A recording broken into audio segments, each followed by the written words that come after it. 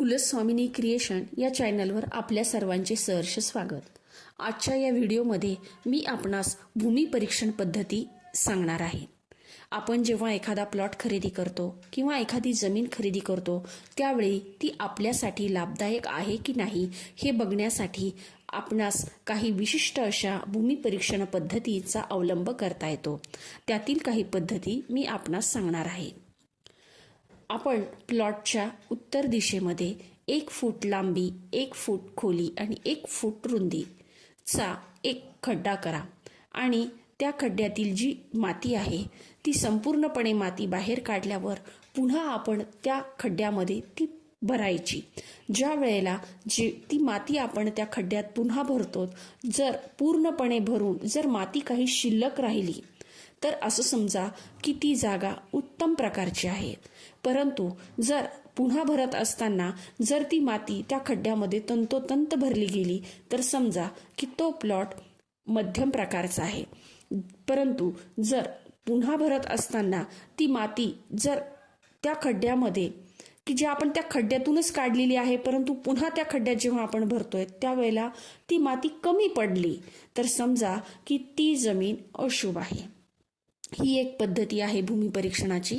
त्यानंतर दुसरी पद्धती अशी आहे की आपण प्लॉटच्या मध्यभागी 1 फूट लांबी, 1 फूट रुंदी आणि 1 फूट खोलीचा खड्डा करा।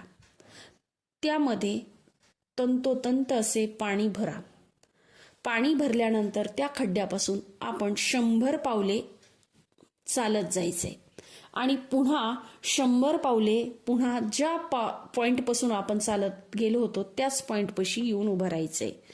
अशा वेळी जर त्या खड्ड्यातील पाणी 3/4 कमी झाले तर समजा की ती जमीन अयोग्य आहे। परंतु पाणी निम्म्यापेक्षा जास्त जर त्या खड्ड्यामध्ये शिल्लक राहिले तर समजा की ती जमीन उत्तम आहे। अजून एक भूमी परीक्षणाची तिसरी पद्धत अशी आहे की सूर्यास्तास खड्डा पाण्याने पूर्णपणे भरा आणि सूर्योदयाच्या वेळी त्या खड्ड्याचे परीक्षण करा। जर पाणी निम्म्यापेक्षा जास्त जर त्या खड्ड्यामध्ये शिल्लक राहिले तर असं समजा की ती जमीन उत्तम आहे।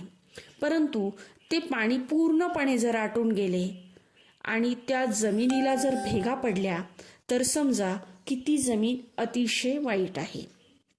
समजा त्या जमिनीमध्ये जर पाणी आटून गेले आणि फक्त ओलावाच शिल्लक राहिलाय तर समजा की ती जमीन मध्यम प्रकारची आहे। आता अजून एक चौथी पद्धत अशी आहे की एक खड्डा पाण्याने पूर्णपणे भरा आणि त्या खड्ड्यामध्ये प्रदक्षिणा मार्गाने जर ते पाणी फिरताना दिसले तर समजा की ती जमीन उत्तम प्रकारची आहे।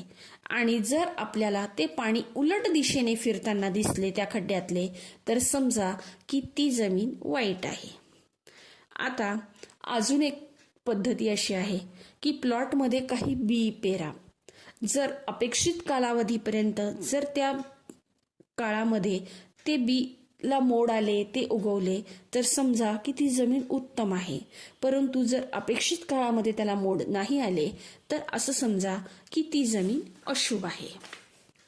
आता वेगवेगळ्या पद्धती आपण ह्या भूमी परीक्षणाच्या बघितल्या। त्याचप्रमाणे अजूनही अशी एक पद्धत आहे की ज्या वेळेला आपण प्लॉटच्या मध्यभागी एखादा खड्डा करतो मग तो 1 फूट किंवा 1.5 फूट लांब, रुंद आणि खोलीचा जर खड्डा केला आणि ते करत असताना जर त्यामध्ये एखादा धातू सापडला, समजा लोखंड जर सापडलं तर ते अशुभ आहे।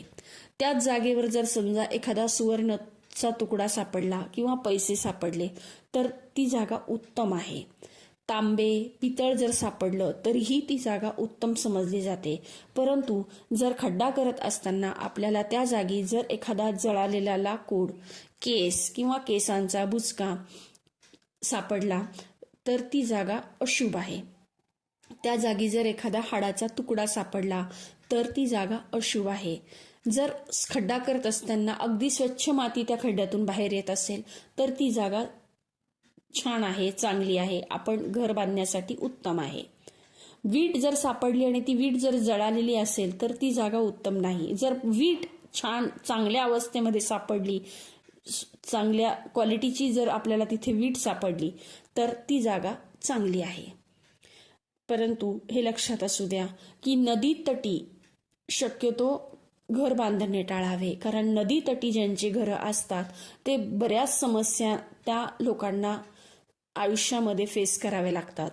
त्याचप्रमाणे एखाद्या उजाड विरान जागेवर देखील घर बांधणे टाळावे.